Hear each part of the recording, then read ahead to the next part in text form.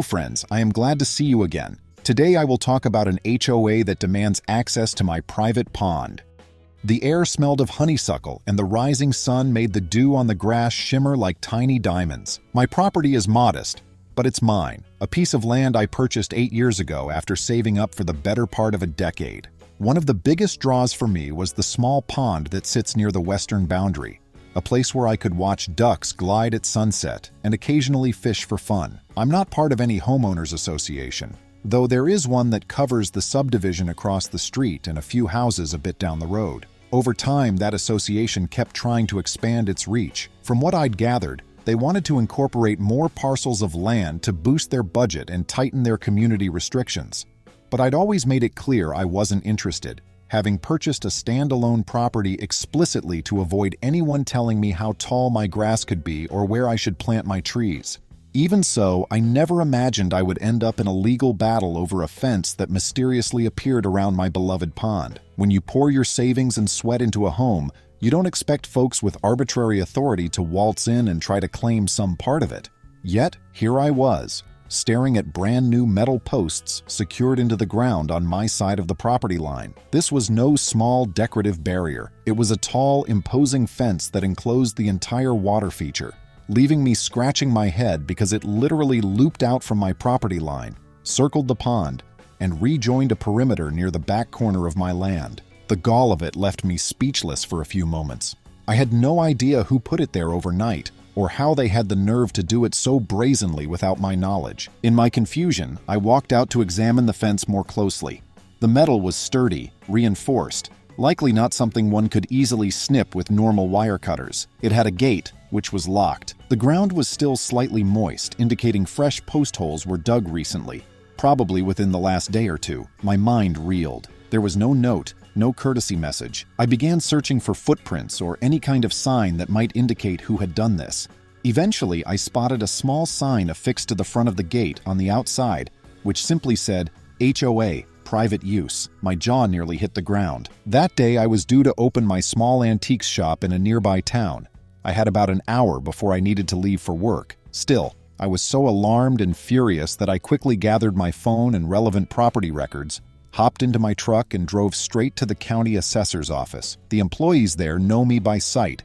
I've had to verify my property lines before because there was a separate boundary dispute with a neighbor years ago. When I arrived, I told them the situation, that I believed someone from that local neighborhood association was trying to claim my pond by erecting a fence. With practiced efficiency, one of the staff members pulled up my plot information, verifying that the pond was indeed fully within my boundaries. They gave me fresh copies of the official map with the coordinates, highlighting exactly where my land ended. I also requested documented proof that I was never part of that association and had not signed any contract or easement that would allow them to take such action. Armed with all of this, I returned to my property. I had only a few minutes before I absolutely had to leave for the store, but I decided to call the local HOA office and see what was going on. A woman with a clipped tone answered.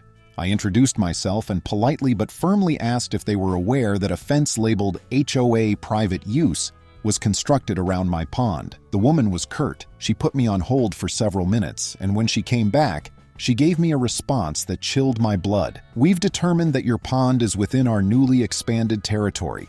We plan to regulate its usage, and it will serve our community's needs. My mouth fell open. I told her as calmly as I could that she must be mistaken, because my records clearly show the pond is entirely mine. She dismissed me with a final, "The association has final say on matters of boundary expansions. You'll need to file a formal grievance if you want to dispute it." Then she hung up. Seething with anger, I realized that I'd likely need an attorney, but I also had immediate obligations and couldn't spend the day wrangling with them. My cousin, who is a seasoned paralegal, had once mentioned a fantastic lawyer named Maurice who specialized in property disputes. I made a mental note to call him later that evening. For the rest of the day, while manning my antiques shop, I could barely focus. Every conversation with a customer was overshadowed by the weight of what was happening back home. One of my regulars, a retiree named Stuart, must have noticed my distracted demeanor. I gave him a brief overview of the situation, leaving out details about the association's name, and he shook his head, telling me, "They don't have a leg to stand on if your deed is in order, but you have to act quickly. People like that try to intimidate property owners until they just give in. After work, I rushed home only to discover, to my absolute shock, that not only was the fence still there, but a group of about 3 or 4 workers, all wearing shirts with a local Contractors logo, were installing brand new signage on the fence posts.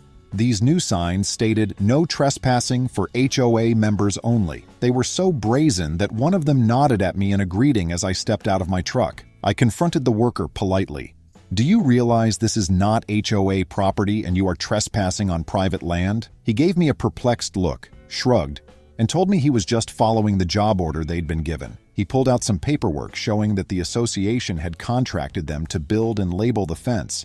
He even had a name, Callan, apparently the representative in charge of building expansions for the association. I told them all to leave immediately, but they hesitated, telling me that they were almost done. Furious, I called the non-emergency line for the police, explained the situation, and asked for an officer to come out to sort this out. The dispatcher told me an officer would be there shortly. While waiting, I ended up documenting everything with my phone camera, from the workers on my property to the newly installed fence. The men seemed a bit uneasy, but they continued to affix signs, presumably hoping to finish their assigned tasks before an officer arrived. When the patrol car finally pulled up, it was an officer I recognized, Officer Tegan, who'd handled a separate matter for me a couple of years prior. I explained to her the trespassing and the fence. The workers handed her their documentation from the association. She reviewed my property deed copies and the official maps from the assessor's office. Then she told the workers that they were indeed on private property without the owner's consent. The men apologized, packed up their equipment, and left. However, Officer Tegan told me that if I wanted to press charges or file a formal complaint, I could, but that since these individuals were contracted and likely did not know the full circumstances, it might be better to pursue the matter with the person or entity who hired them. I decided to hold off on pressing charges against the workers and to go after the real culprit, the association. I left the fence in place for the night because I wasn't sure if I should tear it down or not. I didn't want to inadvertently damage the structure and have them accuse me of destruction of property, some twisted counterclaim. I also needed time to get legal counsel and figure out the right approach. That evening, I finally made the call to my cousin's recommended attorney, Maurice. Thankfully, he picked up right away. After I shared the situation, he was incredulous. He told me, "Send me every piece of documentation you have.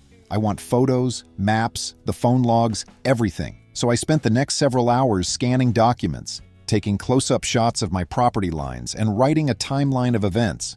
I emailed all of it to Maurice, then tried to get some sleep, though my nerves were on edge. The next morning, I woke early and strolled around the fence again. Anger simmered in my chest as I stared at the locked gate.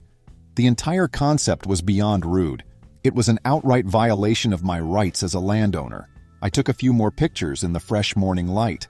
Then, to my surprise, I saw a man strolling along the perimeter of my property, wearing a neatly pressed polo shirt with the HOA's insignia. He was tall, with a confident stride, and carried a clipboard. I recognized him instantly as a man named Callan, likely the same Callan from the workers' documents, and the association's head of expansions. Without so much as a greeting, he looked me up and down and said, "You should have cooperated with us when we gave you the chance to join. We intend to use this pond as part of our community's beautification project. Our members will have access, and we've established that your property is part of our new boundary." I tried to keep my voice steady as I told him I had every legal document to prove otherwise, and that he was trespassing by being on my property uninvited. He waved his hand dismissively, telling me that my arguments were moot because the association had apparently voted my property into their jurisdiction last month. I nearly choked at his audacity. I told him to leave at once or I'd call the police again. He smirked and informed me that if I attempted to remove the fence, he'd press charges against me for damaging HOA property. That was all I needed to hear. I whipped out my phone and dialed the local station immediately. Perhaps seeing I was serious, he backed off, jumped into his SUV, and peeled out of my driveway. When the police arrived, I recounted everything, and the officer on duty took down my statement. I explained that I already had a case started with my attorney. The officer suggested I let the legal process run its course and advised me to keep my documentation safe. This time, I also gave the officer a detailed account of how the pond had been enclosed and how I had never granted any kind of easement or permission for them to do so. The police left with the understanding that I would be following up with my attorney and might be pressing further charges down the line. My frustration grew each passing day. I was losing enjoyment of my own land. Meanwhile, Maurice got back to me with a plan of action. He said we could file a preliminary injunction against the association to prevent them from altering my property. That would be the first legal step. Then he wanted me to press charges for trespassing and property encroachment, because the fence, by its existence on my land, represented an unlawful encroachment. He explained that in our state it's illegal to build on someone's property without explicit permission, and there could be serious penalties depending on the scope of the intrusion. I felt a wave of relief hearing Maurice's confidence. He told me he'd seen cases like this before, and that associations often bank on intimidation. They rarely expect a property owner to fight back so vigorously. I gave him the green light to proceed. Within a week, we had filed a lawsuit. That's when I learned something that added an extra layer of shock to the situation. The local association had a checkered history of expanding into properties that were not officially part of their development. They had apparently convinced several neighbors to join by pressuring them with petty fines, threatening to block mailbox access, or by building fences in ambiguous boundary areas. Most people just caved in to avoid the headache. Maurice was determined we'd not only stand firm, but also make an example out of them. While all this was happening, I experienced an entirely new low one afternoon. I returned home from the antique shop and saw a bright neon orange notice taped to my front door. It was from the association, claiming I was being fined for neglecting to maintain a shared water feature. The notice demanded several $100s in back fees. The language was intimidating, listing all sorts of potential consequences for non-payment, including a possible lien on my property. It was so outrageous that it was almost comical. I took the letter straight to Maurice, who assured me the notice had zero legal standing because I was not, and had never been, a member of their association. Despite my attorney's reassurances, the emotional toll was immense. You never think you'll have to defend something you rightfully own against people who have no connection to you. That night, as I tried to unwind in my living room, I couldn't stop pacing. My cousin came over to offer moral support, and she said, "They're playing a nasty game of chicken. Don't blink." She was right. The best course of action was to remain steadfast. About 2 weeks after we filed our lawsuit, Maurice called me with some big news. He'd learned the association's board was in disarray. Some of the board members were apparently outraged that Callan had taken such drastic measures and had not fully disclosed the legal liability to them. There was talk of removing him from his position. He was the expansion project manager, but apparently he'd overstepped. Maurice suggested that, if I wanted, we could try to negotiate directly with the board to see if they'd remove the fence without further legal drama. I told Maurice I was fine with talking, but I wouldn't back down. The fence had to come down, no conditions, and I wanted an apology in writing. A meeting was arranged at a neutral location, a small event hall in town. Maurice and I walked in armed with all our paperwork, including the letters, photos, and property records. Opposite us sat the association board. There were about 5 individuals, including a middle-aged woman who introduced herself as the president. Callan was conspicuously absent. The president started the meeting by expressing regret for what she called a misunderstanding.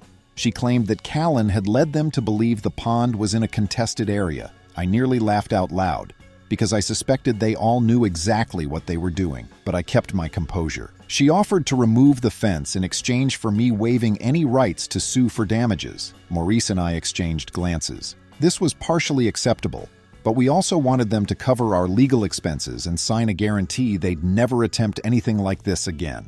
While negotiations continued, I noticed the association's treasurer, an older fellow who looked like he'd seen enough drama for a lifetime, rubbing his temples in exasperation. It seemed the board realized they were losing money on this fiasco. They were open to paying some restitution if it meant ending the matter quickly. However, the meeting went south when the association's legal counsel tried to insert a clause that essentially said I'd have to allow occasional use of my pond by the association's members as a goodwill gesture. Maurice shut that down immediately. My client is not giving up any rights or opening the door for future claims. The pond is his alone, he said. The tension in the room rose to a palpable level. After a couple hours, we walked out with no resolution. But it became clear to me that the board was fractured. They realized they were on the losing side.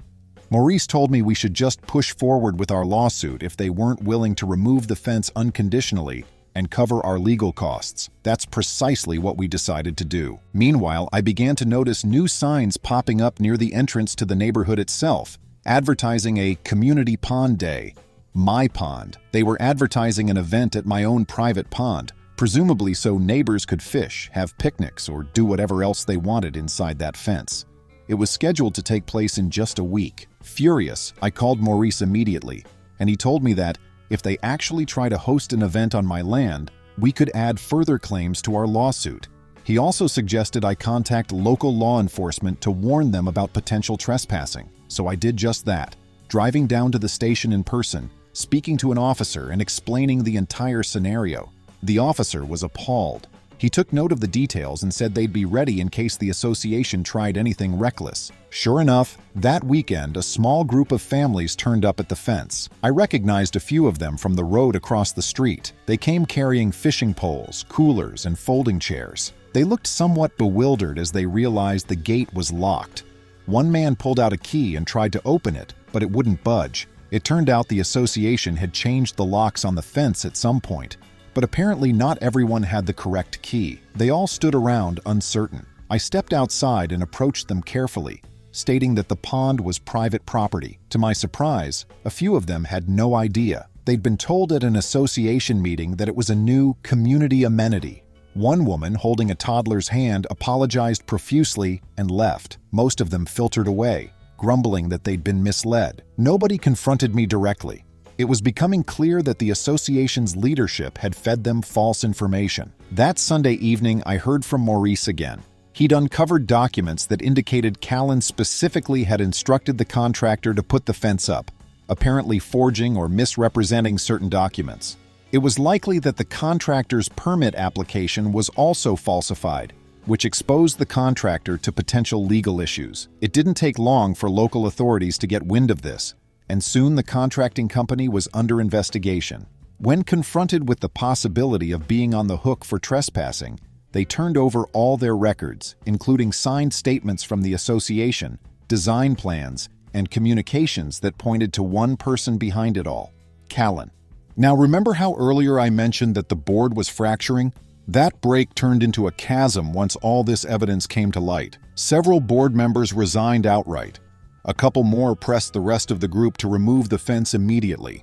The association lawyer tried to initiate yet another meeting, presumably in a last-ditch effort to minimize damages, but we didn't need to meet with them again.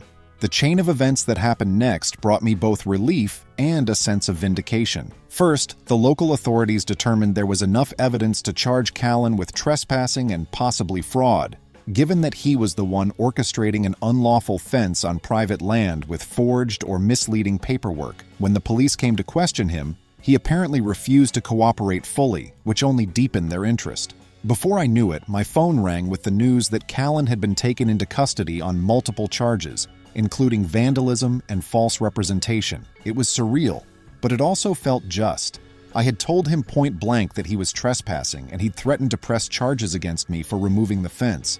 Yet there he was, the one in real legal trouble. Then, to top it off, the contracting company was fined heavily for failing to verify property ownership before building. Even though they had documents from Callan, they were still legally obligated to confirm the location was approved for construction, which apparently they neglected to do thoroughly. At the same time, I was sorry for any employees who'd just been following orders and were now stuck with the fallout, but the company as a whole needed to bear some responsibility. This fiasco might teach them to double-check property lines going forward. As for the association, they found themselves in a desperate scramble to avoid a massive lawsuit. Maurice was gracious enough to offer them a settlement, remove every square inch of the fence, restore the land around my pond to the condition it was in before, pay for my legal fees in full, and sign binding documentation that they would never attempt such an encroachment again. Additionally, we included a clause that they had to inform all their members publicly that the pond was private and never part of their community. The board, now short-staffed and terrified, agreed in writing. They dispatched a different contractor, who double-checked everything with me first, to dismantle the fence. Within days, my property was finally free of that eyesore. Yet one more twist arrived when I received a call from the outgoing association president. She apologized for the trouble, though it felt half-hearted. She mostly emphasized that the association was misled by a rogue employee, referencing Callan. While I doubt that was the full story, she did say they would be more diligent in the future about verifying property lines and obtaining proper permissions. I suppose it was a half step in the right direction. The main thing I cared about was that I had my pond back, and I wouldn't face further harassment. When all was said and done, I stood by the edge of my pond on a warm afternoon, feeling a weight lifted off my shoulders. The water was still, reflecting the clouds overhead. No ugly fence blocked my view. Ducks paddled near the reeds, and I could finally go back to fishing if I wanted. My cousin visited, giving me a celebratory hug, and we both raised a glass of lemonade and a small toast to private property rights. I also took a moment to appreciate how crucial it was that I'd found a top-notch lawyer in Maurice.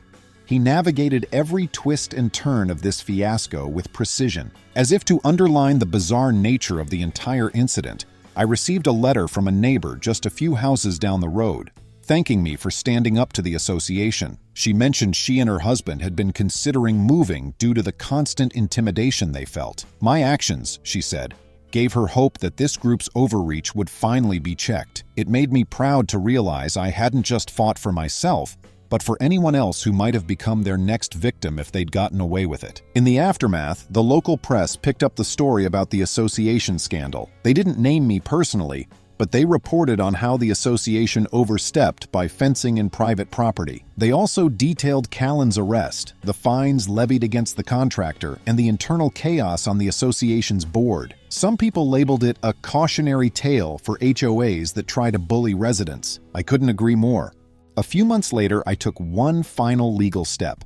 With Maurice's guidance, I recorded a formal statement with the county, clarifying that I am not, nor have I ever been, part of that association. I included a copy of the settlement agreement as well.